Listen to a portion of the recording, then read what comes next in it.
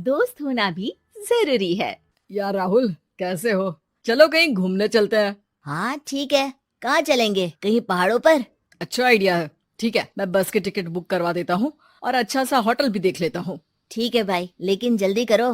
Life में इतना stress हो गया है कि कुछ दिन का रेस्ट तो बहुत जरूरी बन गया है। राज का शाम को फोन आता है राहुल के पास। राहुल, मैंने टिकट बुक करवा दिया है। आज शाम की ही बस है। जल्दी से सामान पैक कर लो। ठीक है, सामान तो मैंने पहले ही पैक कर लिया है। अब तो बस शाम का इंतजार है, जब हम बस पकड़ेंगे और निकल पड़ेंगे धर्मशाला की ओर। शाम को दोनों दोस्त बस स्टॉप पर मिलते हैं और फिर वहाँ से निकल पड़ते हैं शिमला की ओर। सुबह होते होते ये दोनों दोस्त शिमला पहुँच गए, जहाँ ये होटल पहुँचे और वहाँ से निकल पड़े पहाड़ों पर घूमने। राज, यहाँ पहाड़ों पर कितना सुकून है ना। दूर दूर तक सिर्फ और सिर्फ पहाड़ ही है, और घूमने आए लोग भी यहाँ कितनी मस्ती कर रहे हैं। हाँ भाई, ये तो है। चलो कुछ खा ले। दोनों एक रेस्टोरेंट पे पहुँच गए। वहाँ इनकी रेस्टोरेंट चलाने वाले लड़के से दोस्ती हो गई, जिसका नाम जितेंद्र था। जितेंद्र, तुम यहाँ कब से हो और रेस्टोरेंट खोलने का प्लान कैसे बनाया? अरे भाइयों, मैं तो यहीं का हूँ। बस बाहर कुछ साल के लिए गया था नौकरी करने, पर फिर लौट आया और अपने यहाँ ही रेस्टोरेंट खोल लिया। पिछले 6 साल से यहीं पर हूँ। अरे लेकिन जितेंद्र, एक बात तो बताओ, रेस्टोरेंट ही क्यों? कुछ और काम क्यों नहीं? और भैया, अपना तो ये मानना है कि आदमी दुनिया में कहीं भी हो, लेकिन उसे भूख तो लगेगी ही, और इसके लिए उसे खाना तो चाहिए ही। यानी ये धंधा कभी मंदा नहीं पड़ता, इसलिए ये काम शुरू किया था।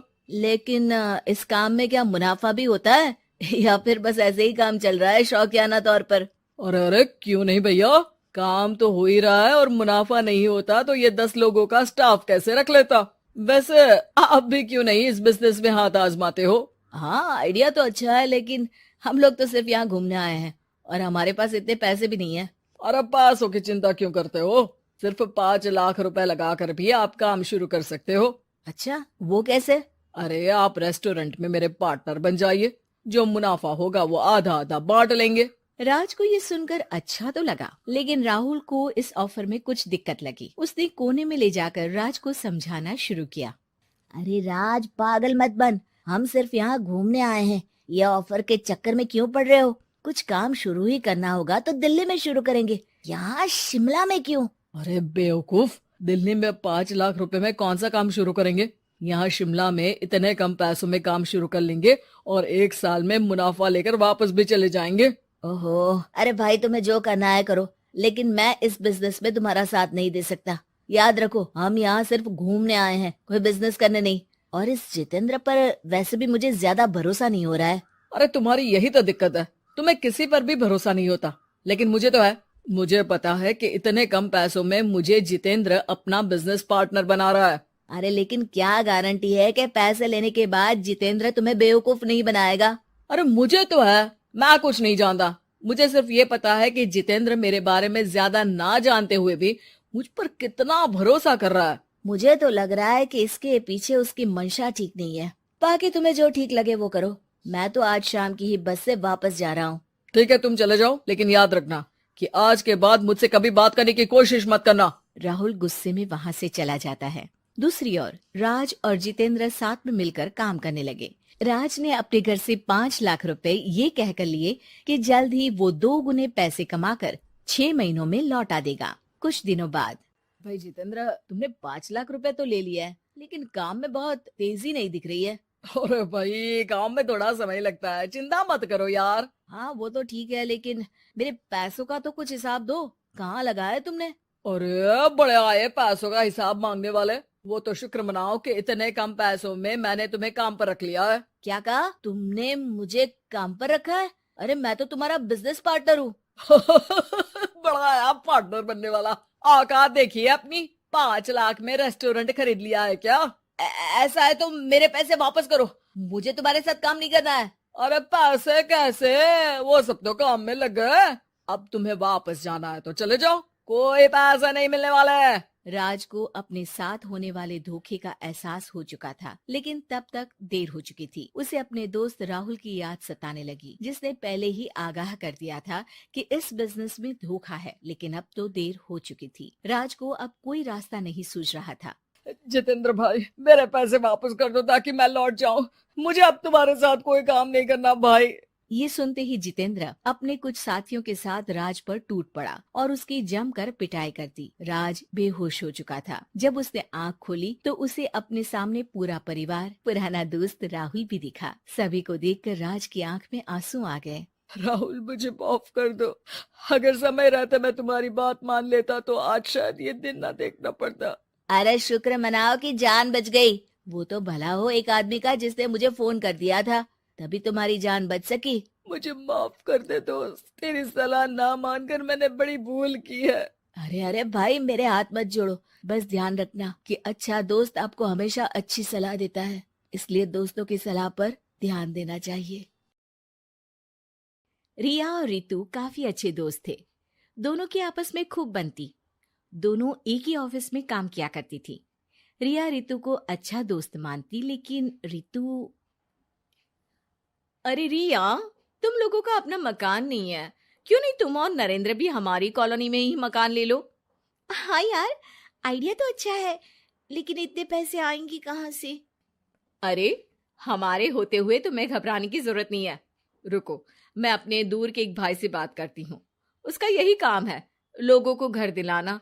थोड़ा सा कमीशन लेता है, लेकिन मार्केट के रेट से कम दामों में घर भी दिला देता है। अरे वाह, तुम अपने भाई से बात करो, मैं नरेंद्र से बात करती हूँ। रितु रिया के जाने के बाद अपने भाई को फोन करती है। अरे भाई, कोई मकान बिक रहा हो तो बताओ, मेरी एक सहेली को चाहिए। अरे है ना, पूरे 40 लाख का है। ओ भाई, ठीक है, फिर मैं उसे 45 लाख का बोलूंगी। दोनों मिलकर 5 लाख का आधा आधा बांट लेंगे, ठीक है? रितु रिया को मकान दिला देती है, लेकिन एक दिन उसका नया मकान देखने नरेंद्र की बहन आती है। अरे भैया, मकान तो अच्छा है, कितने का लिया? तुम्हारी भाभी की सहेली ने दिलवाया है, बड़ा ही ठीक रेट में मिल गया नीरू, सिर्फ 45 लाख का। तभी नीरू का पति बोलता है, नरेंद्र, ये तो बहुत महंगा है। मेरे दोस्त ने भी यही मकान सिर्फ 38 लाख में लिया है। चलो मैं तुम्हें उनके घर ले चलता हूँ। दोनों नरेंद्र की जीजाजी के दोस्त के घर जाते हैं, जहां उन्हें रितु का भाई मिल जाता है। क्या बात है, आपने हमें धोखे से महंगा मकान बेचा है। पता है कितनी मेहनत की कमाई का पैसा है। अब ये तो आप उन मैडम से पूछे जिन्होंने आपको ये मकान दिलाया है। उनके कहने पर ही मैंने ये रेट लगाया था। अब नरेंद्र को रिया पर गुस्सा आ जाता है। वो रिया को कहता है, रिया, तुम्हारी सहेली रितु तो एक नंबर की चालबाज और धोखेबाज निकली। मैंने उसके कहने पर इस मकान के 7 लाख ज्यादा खर्च किया है। रिया को भी नरेंद्र की बात सही लगती है। वो चुप हो जाती है। अगले दिन रितु रिया से मिलती है। रितु, मुझे तुझसे ये उम्मीद नहीं थी। तुमने 38 लाख का मकान 45 लाख में हमें बिकवा दिया।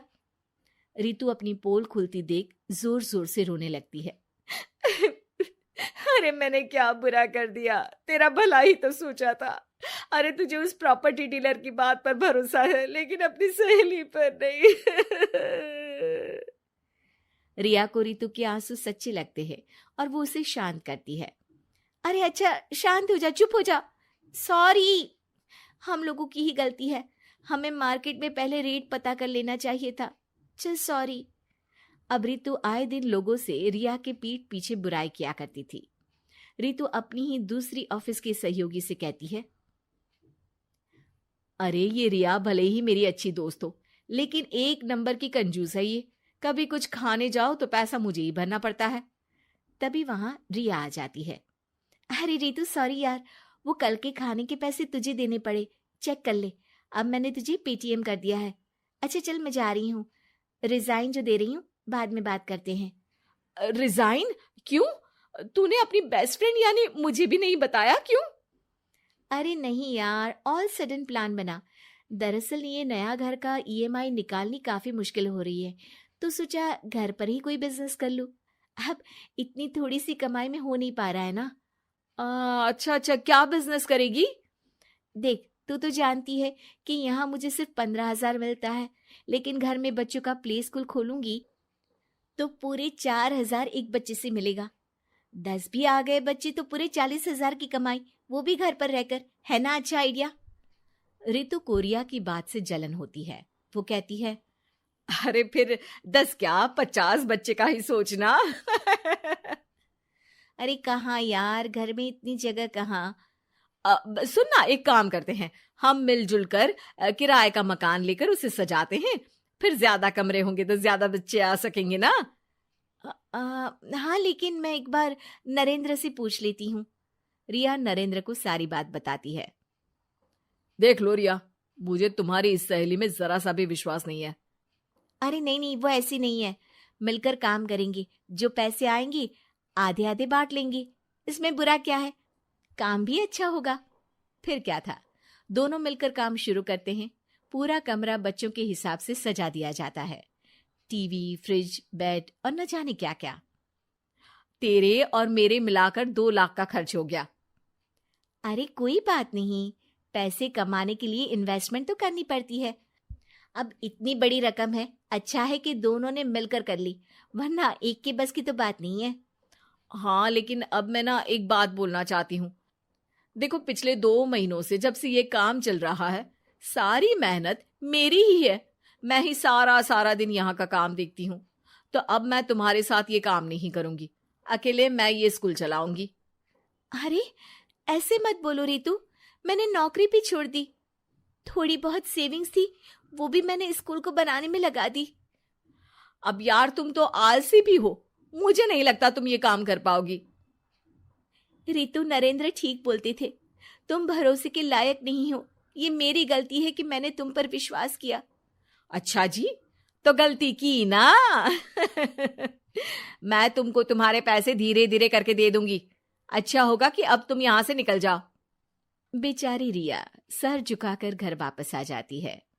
नरेंद्र, वही हुआ जिसका डर था। रितु ने मुझे पार्टनरशिप से हटा दिया। मैं ये बात जानता था रिया, लेकिन मैंने तुम्हें इसलिए फोर्स नहीं किया क्योंकि जब तक तुम खुद धोखा नहीं खाती, तुम्हें अकल नहीं आती। हाँ, लेकिन अब वही जो पहले सोचा था।